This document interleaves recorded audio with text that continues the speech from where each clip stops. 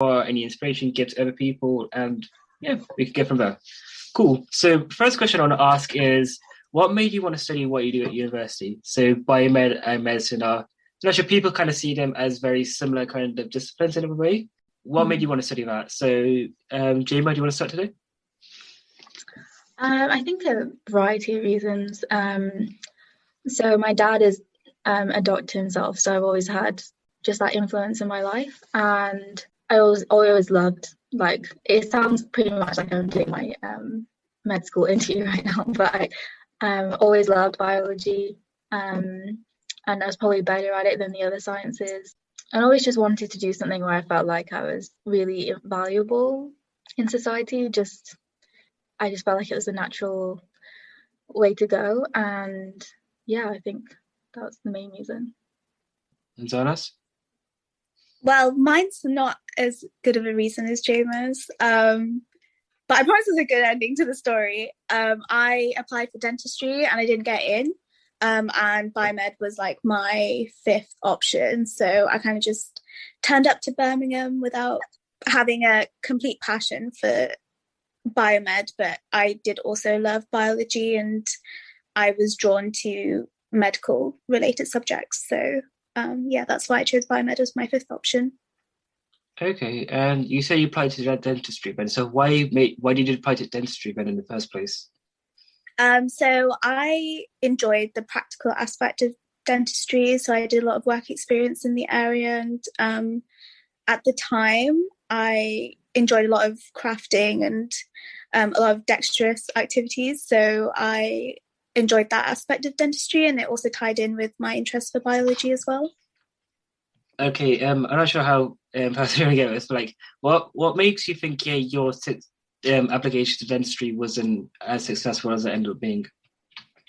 I think it was my interviews which were probably the issue. I probably didn't excel in my interviews, and I may have been a bit more overconfident and didn't realise like the competition, because dentistry is a very competitive subject, and I feel at the time I didn't really give it my all at the interviews, and I think naturally, like throughout university, I have improved my my public speaking skills and my interview skills, but at the time of my interview back in A levels, I don't think I was as good as I could have been. And so if you go back to that time then, what would you have done differently in preparation for interviews?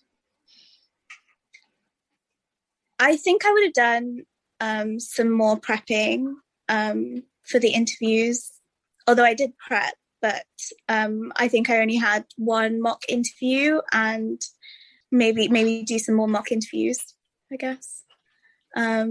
Yeah. And Jema, you obviously got into medical school in the end, so it means you must have passed some interviews. What did you do in preparation for your interviews, and what do you think made you successful in that process?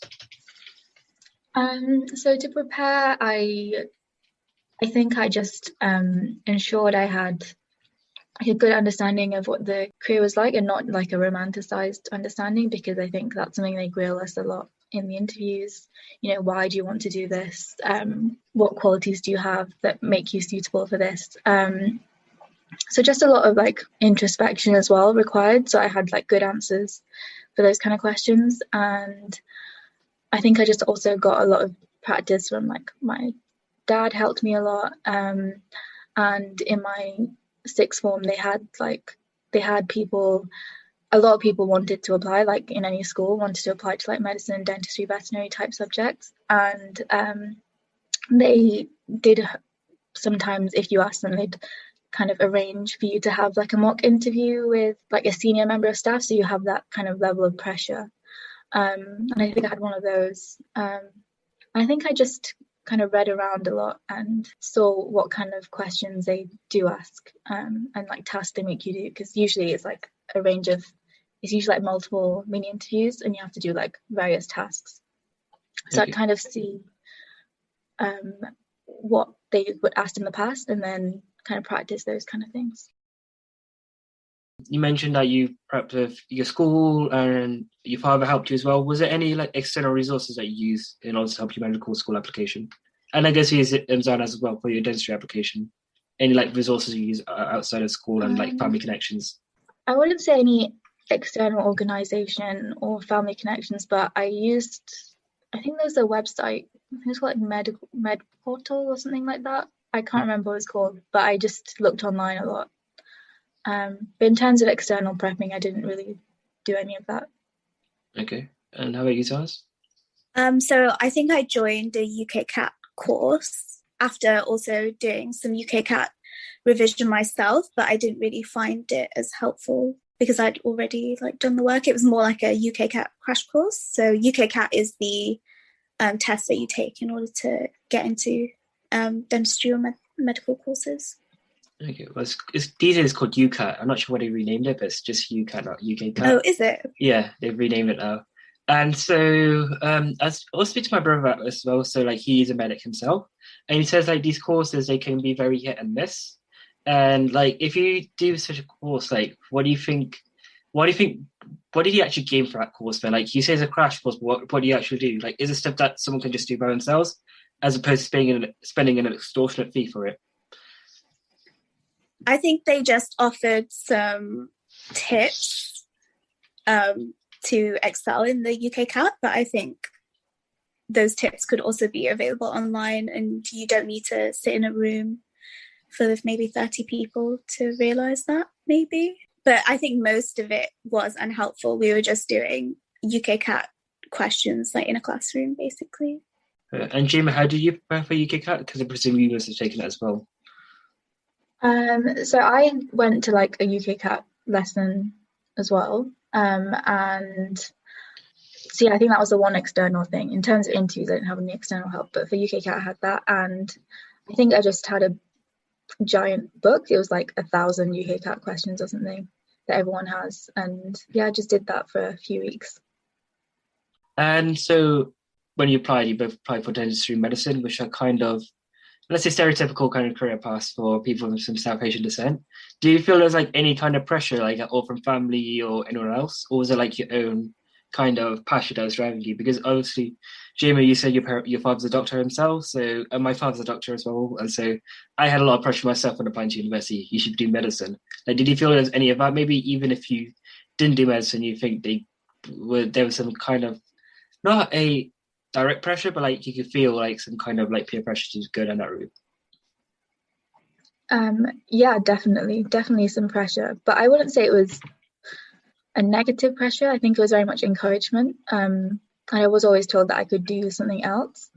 But I think my parents, knowing what my personality was like and what my interests were like, they knew that this would be a good fit for me anyway. And because I was quite on board to do it as well. So it was never like a negative pressure where I felt, kind of coerced into this path. I was always interested myself. And I mostly just had encouragement rather than, this is what you have to do. And anything else is a failure. And my dad would always be realistic, and he even, he'd always say that you can do another subject, because I was always very interested in kind of English and politics subjects as well. And he was like, if you want to do that, you can. But I was just gravitated towards applying to med. Yeah. And how about you, Zanas, when it came to applying to dentistry? So my dad's also a doctor, and so is my entire dad's side of the family. So I did have a pressure as like the eldest daughter to kind of make my parents proud, and I feel like a part of me did apply for dentistry to make my parents proud. And I think even now my parents would, if I turn around and told them that, I got into grad med or grad dentistry, they would actually be over the moon and they'd be so happy, but that's not the case. But they're still pretty proud of me now. Just do a PhD and still become a doctor. To be going that way. That's funny because my dad asked me, so I'm graduating in July, and my dad asked me what my title's going to be, and he was like, is it going to be a doctor? And I was like, no, that's later on. But he just got so happy about the title of like doctor, and yeah, so I guess maybe there's a pressure now for me to do a PhD as well. When it came to going to university, then you both came to Birmingham, so welcome to the West Midlands. And Zana, you came from Wales, and Jamie, you came from Wigan. And so what was the transition like going from your hometown to coming to the Midlands? Very different, I would say. Very, very different. Wigan is predominantly white and a white area. Very working class as well. I was pretty much like the only brown kid in my school, but yeah, it was very I'd say like racially isolating. And then coming to Birmingham, where it's almost like everyone seems to be brown, so it was very different. I almost had like culture shock when I got there. Very much felt like a coconut. I'm really glad that I came to Birmingham because I think I needed that, people with similar background to me. So overall, it was a good experience, but at first it was also like very surprising. And also because Wigan is quite a rural area, I'd say. So to go from that to then living in a city is very exciting. There's a lot more things to do and places to see. Yeah, basically the same as Joma. I came from North Wales, which doesn't really have a lot of brown people, and I think I probably had more brown people in my school than Joma, though. By the sounds of it, there were maybe 5 of us, and I was one of maybe 2 hijabis at the school, so I kind of grew up knowing I was different from my peers, and coming here was a positive experience because there were so many people like me, and I didn't have to adjust in a negative way at all. I completely felt at home like the first day I got here, which is probably a cliche thing to say, I guess, but yeah, that's the truth. It may be cheesy, but if it's true, it's fine. I had a similar experience as well when I went to university as well, because I'm brought up in Wolverhampton, which is a very multicultural city. I went to a grammar school, which is in Shropshire, and it's predominantly very white there. And then go from that, I went to actually London for university, and there it's a lot more, not just Asian, but generally just more international. And it really, being exposed to more cultures in general helps you along the way, I feel, as opposed to just being predominantly surrounded by white people and feeling like an outsider. If everyone's different, you don't feel as much as an outsider, per se. You talk about the city then, but what's actually university like? Can you tell us what it's like to go to?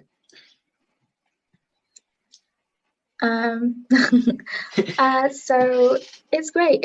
I think it's unique in the sense that it is a huge campus university. So it's like a plot of land where all the buildings are. And it's also like just beautiful, like a really, really nice campus with a lot of facilities. And the means on are kind of tucked away in med school, which is at like one end of campus. And often we can kind of be isolated from the rest of campus. We don't know what's going on there because we never really have to leave med school. Well, Zan probably did have to for her year in computer science, but before that, we were just always in med school, which, is a pretty great building. It's huge and looks very I don't know, has like an ominous vibe to it because it's on the top of the hill and you can kind of see it everywhere in Selly Oak. You can see like med school and the QE, and it's just always kind of looking at you. So even if you're having a good time outside with your friends, you can just see med school, and it's just there reminding you like you probably should be studying right now. So is the medical school right next to QE then? It's not in central Birmingham, rest of campus, or no. So it's right next to the QE, and the campus is in Edgbaston, which is about 10 minutes away from city centre. Okay. I would describe it as like I because compared to other medical schools and like the location of medical schools, say in like Cardiff, I think you have to take a bus journey to get to the Cardiff Medical School, but the medical school is just across the road from like campus, if that makes sense. I personally class it as a part of campus. Yeah, it's part of campus. Yeah. Okay. And so obviously you guys study very different degrees when you actually get to university, but biomed, I presume, is very traditional in the way it's taught. Like it's very modular based, so you set a set of modules each year. Some have coursework, some have exams, and you get through that way. whereas medical school is a bit more fluid. It depends on which school you go to. So what's Birmingham Medical School like to study medicine at? Like, what's the course structure like? Oh, so it's described as a traditional course. So preclinical is lecture based. You just have a million lectures, and you have a few group based like learning opportunities. And then from third year to fifth year, it's clinical. So you're in hospital every single day. And you can choose to do an intercalation as well in the middle of that. But yeah, in terms of what it's like, it is very, very structured. We also have modules. It's about 8 in each preclinical year. And then when it comes to clinical, it gets kind of insane. So I've just, well, basically almost finished fourth year now. And we had, I think it was 12 plus 6, 18 modules. So basically the entire body. But yeah, it's very intense at Birmingham. And I know all med schools are very intense, but I think because it's a traditional course, it's there's just something about it. It's just extra pressure on us basically. And even speaking to friends that go to other medical schools, I remember after first year I was speaking to a friend and I was like, it was just so much pressure, so much work. And he was saying, I wouldn't say that our course in first year was intense at all. And not to badmouth Birmingham, but there's always the pressure of failure. So very much you feel like you're going to get kicked out every single year. But in other med schools, I'm not sure if that's the case. I think they're pretty sure that they'll probably pass. It's just how well they'll do within the year. But at Birmingham, there is, I think most people do have that pressure, like, oh, I might actually be kicked off the course this year. So it's very intense. Why do you think such pressure exists? Do you reckon it's because people actually have been kicked off? Or do you think it's just quite a competitive kind of scene where people think they are achieving in a way? So people have been kicked off, and med school do tell us, they do tell us very much, okay, this is the process. If you don't pass, the second time, you're out of the course. Especially in first year, I think for our year in particular, they were it's almost like every single day they were telling us, if you have any problems, apply for ECs, because otherwise you fail your exam, you're out. There's very much this looming pressure that, you might actually be kicked out. And the way our exams are set out as well. So say in first year we had 4 modules in an exam. That's probably around, I'd say, 500 lectures worth of content. If you fail any one of those modules, you fail the entire exam. So you have to resit all of that, about 500 lectures worth of, or lectures and other materials worth of content. So it's very, very, it's a lot. One exam is worth a lot and very easy to kind of then fail. Okay. And so having gone through the experience, Ben, you reckon Birmingham was a good choice for medical schools to go to? Or do you reckon you would be better off elsewhere? I think it's good in terms of, we always hear that Birmingham graduates are very kind of competent. Our clinical years are very good. We get a lot of exposure. And because QE is right next to the medical school, there's a lot of opportunities for us to make connections and see things in our own time. So in terms of that, it's good. Location, so personally it was good, like location wise. I was very lucky to go to uni with like my best friend Zan, so it was like a personal great choice for me. In terms of the uni, sometimes I do find it frustrating, especially with COVID this year. There's been a lot of disagreements between students and the admin team and higher up people in the med school, and I think with a cohort as big as ours, it's around 400 a year. There's a lot of things that go unheard by the admin team, and there seems to be an air of frustration between both sides this year in particular. So that's been very frustrating. I've often just wondered, if it would be the same at other unis, but I think overall I'm quite happy with the choice. Okay. Yeah, when it comes to COVID, I think every single uni has struggled. Having worked in a university this year, I can tell you a lot of students are just very unhappy and frustrated. And even staff are as well. A lot of staff just feel even the admin is letting them down as well, or just giving them too much work to do. And so, yeah, universities in general just haven't handled COVID very well. But yeah, hopefully, inshallah, things clear up and we go back to normality come September. Okay, and so one thing I want to talk about, because even though you both wanted biomed, wanted medicine, you both have different interests though within your own specialities. So Zanas, even though you did biomed at uni, you took a year out to do something else. So can you explain to the audience what exactly you did during your year out and how it links back to biomed? So I was struggling for the first 2 years because I just got into a course that I wasn't 100% passionate about. I didn't know where my strengths lied. But going through first and second year, I started to develop an interest for genetics. And whilst I realized that, I also realized that that's hardly got anything to do with medicine and dentistry, which I thought I would end up applying for after graduation. So thinking about that, I tried to explore different other careers that I could possibly go into after graduation. And I'm the type of person who just throws myself into things, sometimes without thinking about it, as you can probably realize by the fact that I just pushed myself to go to Birmingham without a plan. So I kind of did some research on what I could do to improve like my career prospects. And I realized that Uni of Birmingham do a year in computer science program for anyone studying any course. So you just take a year of absence from your current course and then study computer science for a year. And I decided that I wanted to try that out. And so that's basically what I did. So I enrolled myself in the year in computer science course. And what I didn't realize is that it was going to be extremely intense and probably the most intense year that I've ever experienced, even though I just finished my 13,000 word dissertation. So yeah, I enrolled in that with master's students who were studying the conversion computer science masters. And then I kind of just learned the same thing as them, along with 20 other students who are also doing my year in computer science course. Okay, and is this just part of your degree at Birmingham then? It's not like a separate degree you get?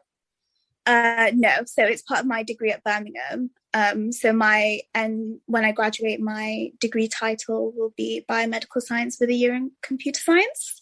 My friend, who is also doing a year abroad, her degree title is liberal arts with computer science with a year abroad. So that's a very long title. But yeah, they should do a year industry as well. So like a year abroad, a year industry, a year in computer science. Basically, yeah, it doesn't really fit on her ID card. It doesn't fit on mine either. Cool. Mm-hmm. And so during your year in comp sci, then what do you actually study? Like, do you learn how? Because people say computer science is quite a broad discipline. So what do you actually learn from computer science? So we had one module which was called Introduction to Computer Science, which was equivalent to like an A-level in computer science. And then we had altogether 9 or 10 modules, which were first year, second year, and third year modules for computer science, which normal computer science students studied. And then also on the side, we learned Java, which is a really popular coding language for software developers. So the modules that we studied were artificial intelligence, machine learning was one of my optional modules. There's a lot of modules. I can't remember them all, but those were some of them. Those were probably my favorite modules. Okay, and what out of those modules, what was your favorite one? My favorite one was probably Intro to Computer Science because it was the easiest one. But I also really enjoyed. My favorite one was Introduction to Databases. That was my favorite one because I really enjoyed learning the language that you use to go through databases and SQL. I call it SQL, but is it called SQL? People call it SQL, yeah. Is it? Okay. You can say SQL or SQL, both are fine. They're the same thing. Well, technically we use Postgres SQL. My lecturer called it SQL. Just for the record. You can call it whatever. It's the same thing. It's just your own preference how you pronounce it. If you say SQL or SQL, no one's going to care. No one's go, well, actually, it's called a SQL. But yeah, it's whatever you call it there. SQL was fun. Yes, SQL. Okay. But, do you learn anything else apart from Java and SQL then? Because Java, whilst it's important for software development, I imagine for biomed, you won't be using Java much at all. So what do you learn instead? Well, that's not true, because I feel like you can develop software that is to do with health. So I do hope to use it at one point. Otherwise, all of that for nothing, But yeah, I feel like I could probably use it in the future. But yeah, mostly for biomed we use R, which I didn't even know about during the time of studying computer science.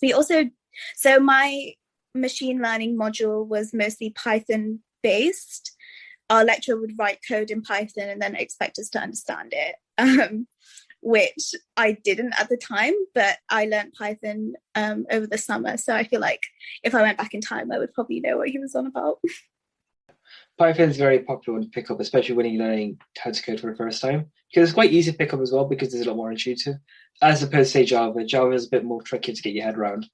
But yeah, Python is, and I personally prefer using R because R is a lot more cleaner, and there's a lot more stuff you can do in R. And I make packages in R, so that's personal preference. It comes in there. Okay. Did you say you've made packages for R? Yes. Oh, okay. Nice. They're proprietary though, so you can't use them. They're like company only kind of work. Oh. So yeah, I've made them so I can share them with people. But obviously, like, you can't get the actual package itself. I can tell you how to write a function I wrote for the package, but I can't tell you the whole package, if that makes sense. Okay. Yeah, I'd love to know about it. So yeah, cool. And on that note, we can pause for a short break. And when we are back, we shall talk to Zana and Jima about the extracurricular activities they get up to outside of their studies. Tune in then. This is Ramadan Radio. Ready for a new career? Ready to be an engineer? Get ready, get set, get training. Become a qualified domestic gas or electrical engineer with the potential to earn up to 45k by enrolling onto one of our bespoke, accredited, industry-recognised training courses at our purpose-built training centre in Wolverhampton. For more information, visit our website gettraining.com or contact us on 01902 583 941. Security Guards UK are a national security services provider specialising in manned guarding for over 20 years. If you, your friends or family around the UK have an SIA licence and would like a flexible, full-time or part-time security position, simply go online and fill out an application form at www.securityguardsuk.com and send your CV to jobs@securityguardsuk.com or call us on 0800 028 1513. Don't delay, apply today for a more secure future with Security Guards UK, the experts in security. It's mega deal time right now at Salsa Grill. Any size pizza, a buy one, get one free, with free medium fries. Any curries with 4 roti, just $6.99. Any single burger meal, just $3.50. Masala fish with fries or a naan, only $4.50. It's all here and much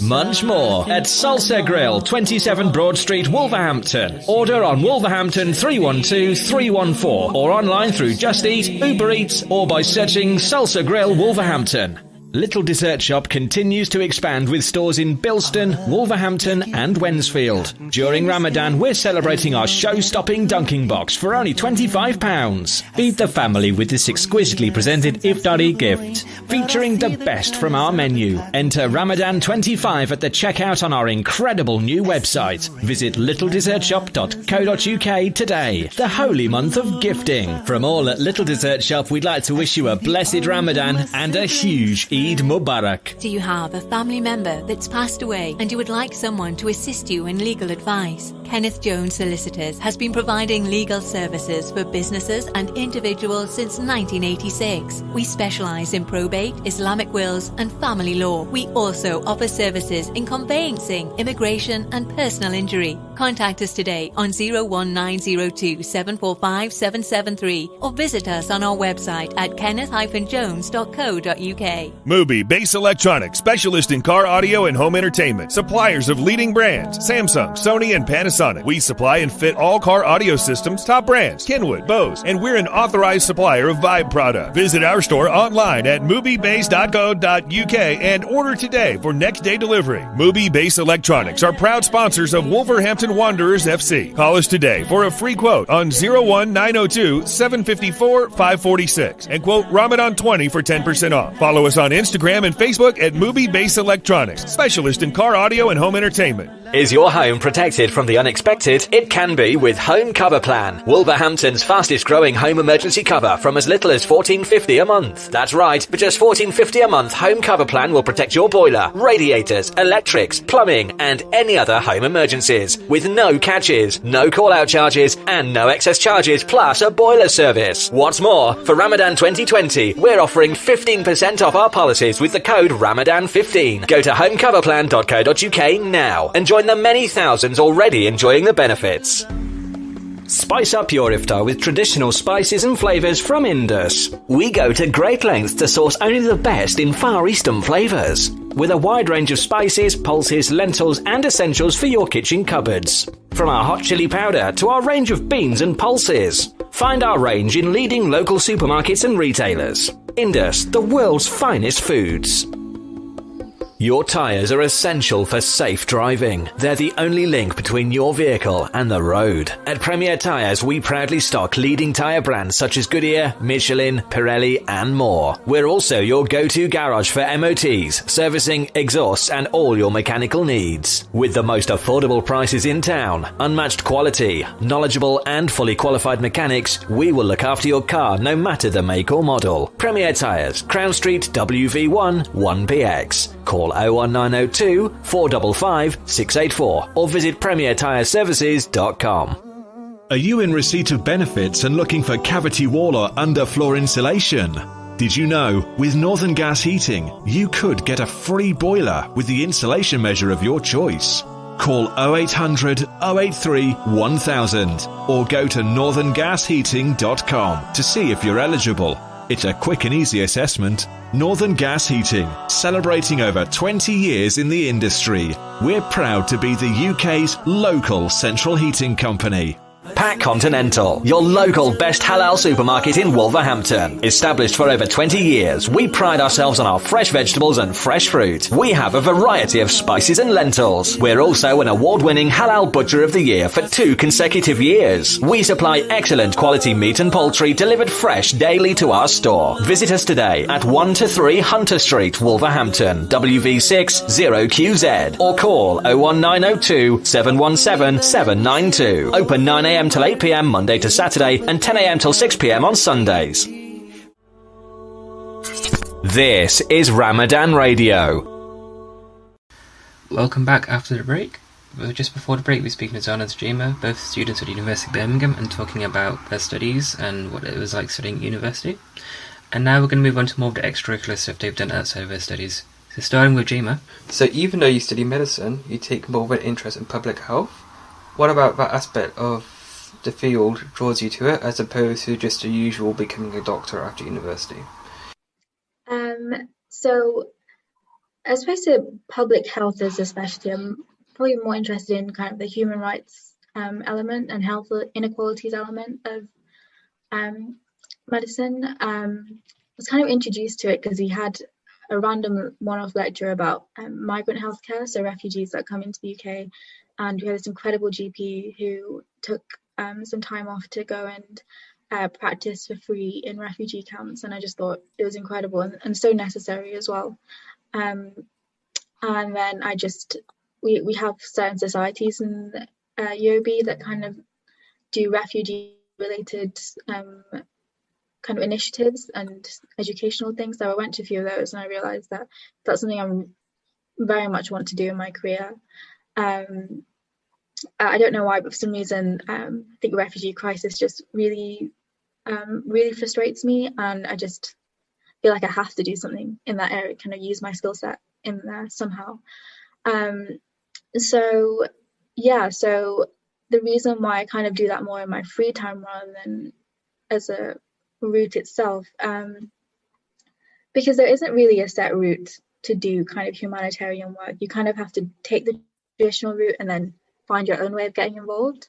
I guess you can do an integration in things like public health and global health, but I found that I had other avenues to kind of explore that through society work, through external organisations. So I much preferred that than having a set,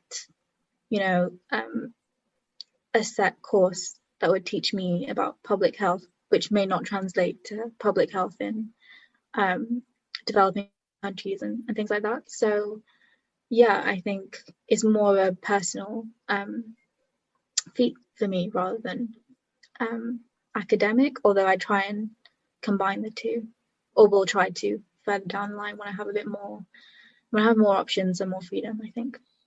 Okay, so even though you haven't gone down the route of doing the integrated degree or doing that route, what in your spare time then have you got up to then that's helped you like kind of develop this passion of yours? So a few things. First, I'd say there's two societies that I'm involved in. So one's called Students for Global Health, and the other one is called STAR, which is Student Action for Refugees. Both societies I'm currently president for, although I'm stepping down from Students for Global Health for next year. And through that, we have learned a lot ourselves because we do a lot of kind of educational resources about global health, especially when there's big humanitarian and health crises. We will do special series on it. So, for example, Yemen, and we also have like Instagram series about different kind of global health issues. Currently trying to form something to educate people about Palestine and the health implications there. So through Students for Global Health is very much a health aspect, because I think any humanitarian crisis, one of the predominant issues is, the health of the victims and individuals. And in terms of STAR, so for anyone that doesn't know what STAR is, it's basically a national charity with branches at most universities, and they aim to support the refugee community in that city. So at Birmingham STAR, we have English speaking lessons where volunteers will teach refugees, enough English to get them by. There's also walking tours so that we can familiarise them, refugees and asylum seekers, to the area so they know, say, where the hostel is, where the shops are, just where important places are. We also do a football club for like dads, men, boys, just, so they have a fun outlet. And we also have a women's initiative. I think we do kind of like exercises for women. And yeah, just something so they have, a life outside kind of being a refugee, kind of stuck in their accommodation or like scrambling to like form a life here, because it's very difficult with the laws in place in this country for refugees to kind of have a fulfilling life until their paperwork is sorted, which takes a very long time. They don't have the right to work here, which makes, life almost impossible. So we very much advocate for that as well. STAR in the past have successfully managed to secure a full scholarship at UOB for a refugee student. So that's all tuition fees paid, which I think is incredible. So yeah, I think doing that, which is more direct, is a very fulfilling way of going about, my interest in global health and health inequalities and humanitarian issues. So I just much prefer that to, doing the formal route of doing a degree in those things. And yeah. Okay. And so you mentioned this organisation you're part of, STAR and, wait, what's it one called? Students for Global Health. Okay, so you mentioned the organisations, Students for Global Health and STAR. And another one I'm also familiar with is also Doctors Without Borders. Have you considered joining them as well, or is their work not as appealing, you find?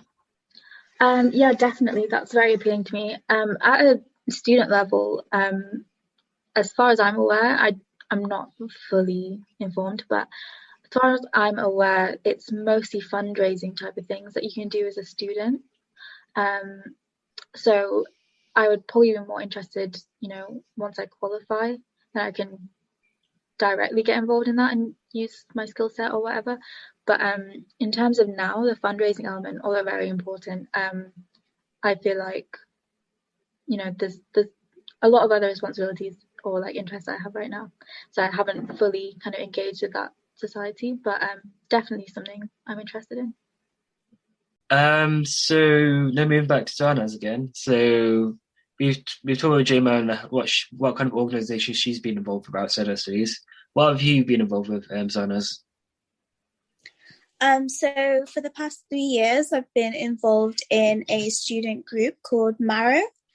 So Marrow is, like STAR, is available for people to join in most universities. So it's a national charity and it's a subsidiary of Anthony Nolan, which is a blood cancer charity. And our main focus is to sign people up to the stem cell donor register. And how we usually do that is to set up stalls in universities and approach people and tell them about the signing up process and what it entails. And I have been a part of Birmingham Marrow and National Marrow now for a year, and it's been really fulfilling, and I really enjoyed being a part of it. Okay, and what made you want to join Marrow in the first place? So my uncle had leukemia and he unfortunately passed away, and my family are very involved in helping people with cancer, and they're also involved in charity work, and I wanted to take my own initiative to do something myself in order to honour my uncle, and it stemmed from that, but also my love for Marrow as an organisation and charity, and the way that students can come together to make a difference. And I've seen the difference it's made to a lot of patients, which is really heartwarming to see. And I see it real time as well. And it's something that I've loved getting involved in university. And also the fact that it was one of the only charities or societies at the time when I found out about it that actually did things throughout the year and had campaigns throughout the year, and it was unique to me, and it wasn't just about fundraising, it was also about physically signing people up to the register, and I felt that I could put my extracurricular time in that and dedicate most of my time to Marrow because I felt it was worthwhile. So another reason why I am a part of Marrow, and I have been for 3 years now, is because I am passionate about signing more minority ethnic groups to the register, because at the moment there's only 20% of minority ethnic groups on the register, whereas there are around 80% of Caucasians on the register. So that means that white Caucasian patients are more likely to receive a stem cell transplant, which is a major health inequality for non-white people. So I feel like I am improving by signing up more people from minority ethnic backgrounds. I am improving the stem cell register, or helping to improve that, and that is a big part of Marrow at the moment. So that's what we campaign for in February, and most of the year, but mostly in February. So yeah. Okay, and so you say like what Marrow do, like as part of the committee there, what do you actually get up to in your time there? So what do you actually organise? So as a committee, we'll organise donor recruitment events, which are events where we set up a stall and sign people up to the stem cell register. But to do that, we require volunteers. So committee positions will are split up into the committee positions are split up into like dedicating their role to training volunteers and also the donor recruitment process. So there'll be like donor recruitment coordinators, fundraisers, and volunteer trainers, so volunteer coordinators. I was social media rep. So my first role was social media rep. I was president the year after. So my first role was to advertise donor recruitment events and also speak on the radio as well about our events. So I've spoken on BBC Worcester and South Birmingham Radio. So we do all of that to get people to come to our events. Okay, so does that make you a social media influencer? No, but I like to think that I am. Yeah, when events you want to push out to our audience who may be listening in, or are you unsure currently? I can do a little pitch to sign people up to the stem cell donor register. Go for it. Yeah, so if you're between 16 to 35 and you haven't heard of Marrow or Anthony Nolan, well, Anthony Nolan is a blood cancer charity which signed people up to the stem cell donor register. And we need more people on the stem cell donor register because cancer patients require a specific match in order to get their stem cell transplant, which could potentially be life-saving. And we do that by taking a swab, which only takes 2 minutes, and signing a form. And then your swab is taken to the laboratory where they find out if you are a match for a cancer patient who needs a stem cell transplant. And from there, you will be contacted by Anthony Nolan to potentially donate your stem cells. And stem cells can be donated in one of two ways. So 90% of people will donate via their peripheral blood, which is not very invasive and feels like a normal blood transfusion. And the other 10% have an injection at the hip, which is under general anesthetic. And that's normally described as having a bad day at the gym. So by doing this, you'll potentially be saving someone's life. And you can sign up by heading to anthonynolan.org/Birmingham Marrow, which is the specific Birmingham Marrow group sign up link. So you can do all of that online and the slides will be posted to you. And yeah, I hope I summarized that okay. It's been a while since I've actually pitched like that to someone. Because of the pandemic, we haven't been able to do any online in-person events. So we've had to do everything online. So most of it has been typing. But yeah. Sorry, Zara, just to bump in there. So you said it sounds like it feels like a blood transfusion. Did you mean to say that? I don't think it would feel like a blood transfusion. Okay, I'll repeat that. You mean blood donation? Blood donation, that's what I meant. Yeah. No, yeah, sorry, I had to be annoying there and just say that. I'm sorry, yeah. So normally I would say the peripheral blood, 90% of people take out their peripheral blood.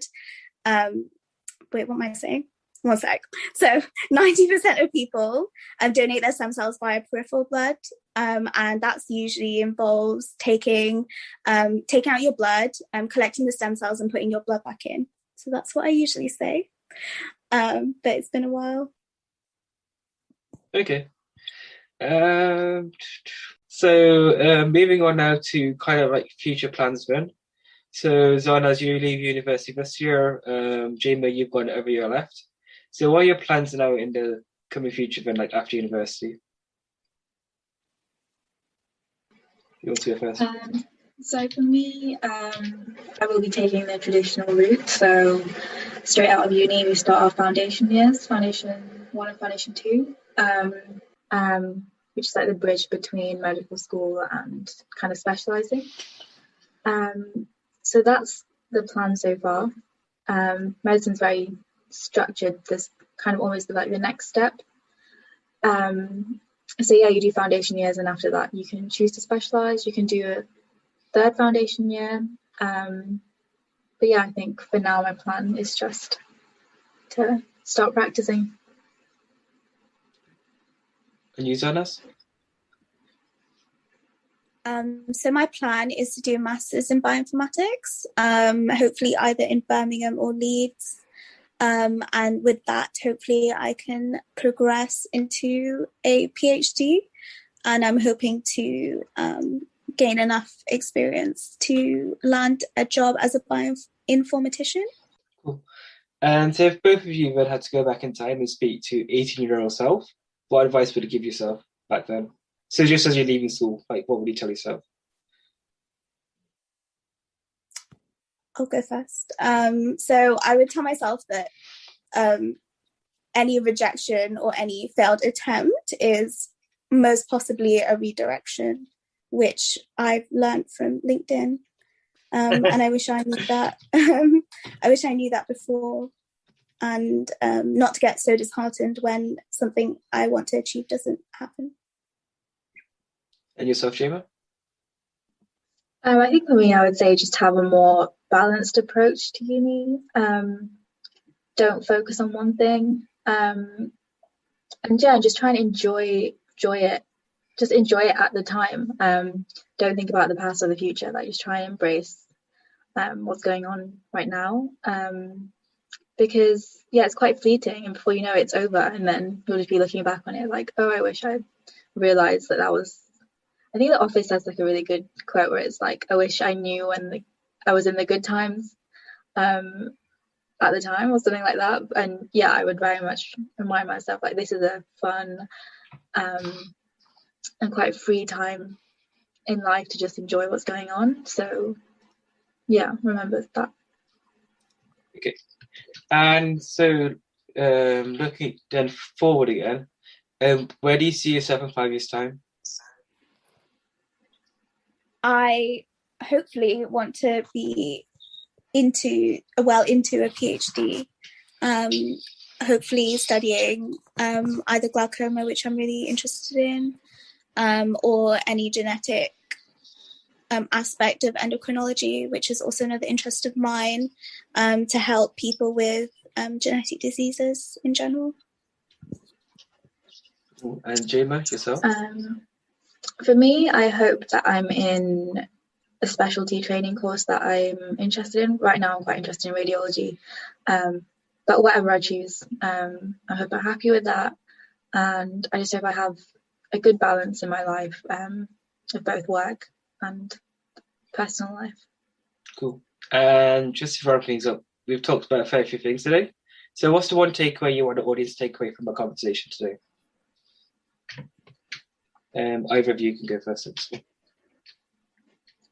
I would say that you can, no matter what you go into, you can kind of direct your career path and just personal life path to whatever you want. Really, you can link things in ways that you didn't even think was, possible. And yeah, there's just no limitation to what you can really do at university. There's just so much opportunity. So anything that you're interested in is very easy to just dive right in.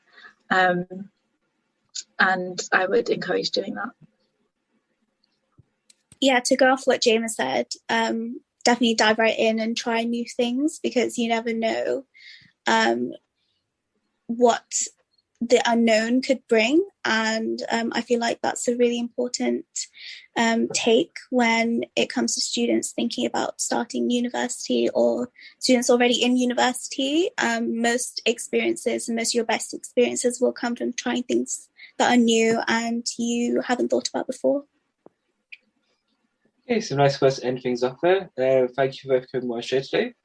And hopefully, audience, we hope you got some good insights from that, and hope we see you guys next week. This is Ramadan Radio. Feeling peckish? Treat your taste buds with a range of delicious snacks and flavours of the Far East from Indus. Why not try our range of roasted nuts, dried fruit, Bombay mix and flavoured snacks? Indus by AIB Foods. Available in your local supermarkets and varied retailers. Indus, the world's finest foods. Do you receive benefits? If you do, you could qualify for free or part-funded energy-efficient A-rated boilers from Northern Gas Heating. Call 0800 083 1000 or go to northerngasheating.com to see if you're eligible. It's a quick and easy assessment. Northern Gas Heating, celebrating 20 years in the industry with over 100,000 happy customers and 80-plus staff. We're the UK's local central heating company. Northern Gas Heating would like to wish you all a blessed Ramadan and a happy Eid. Mina Bazaar, one of the UK's biggest collections of Asian bridal wear and fashion. Established for over 25 years, we're now showcasing and taking orders for our brand new catalogue. We have Mina Bazaar's men's bridal wear. We'll be stocking the very best in groom sherwani, fashion kurta and waistcoats. Book an appointment today and get 15% off during Ramadan at Mina Bazaar, 184 Ladypool Road, Birmingham, B12 8JS by calling us on 07970 265 956. For any type of recruitment, there's only one company to call, Right Recruitment. Looking to recruit warehouse staff, senior management, or even directors? Right Recruitment is all you need. Call Right Recruitment now on 0121 454 6561. Right rates, right candidates, do it the right way. Call Right Recruitment now on 0121 454 6561. That's 0121 454 6561. Learning to drive? Learn with Ladyship. Wolverhampton and the surrounding area's female driving instructor. Ladyship offers driving lessons in a patient and friendly environment, with lessons available in Punjabi, Urdu and Mirpuri, and nervous pupils are especially welcome. She's Pass Plus registered and can also provide refresher lessons and motorway driving lessons, with discounts available for block bookings. Call 07964 679 742 or search online for Ladyship Driving School. Fatima Bakes, your trusted local baker, providing high-quality treats at unbeatable prices. From cupcakes, brownies, cakesicles, cakes to customized desserts and treat boxes. Order for your loved ones now. Our bakes are lovingly crafted to put a smile on your face. Order today. Follow us on Instagram at fatima.bakes or give us a call on 07547 360 760. Discount to our Ramadan radio customers. Are you replacing windows in your home? Here at AK Windows, with over 30 years experience manufacturing and installation, we can provide you with premium and affordable UPVC, aluminium windows and doors, roof lanterns, composite and bifolding doors. We offer a free quotation on all work with our selected range of windows in grey, white and much more. We can also repair window and door locks with glass repairs too. We also supply to the trade. Call today for a free quote on 01902 421 500. AK Windows.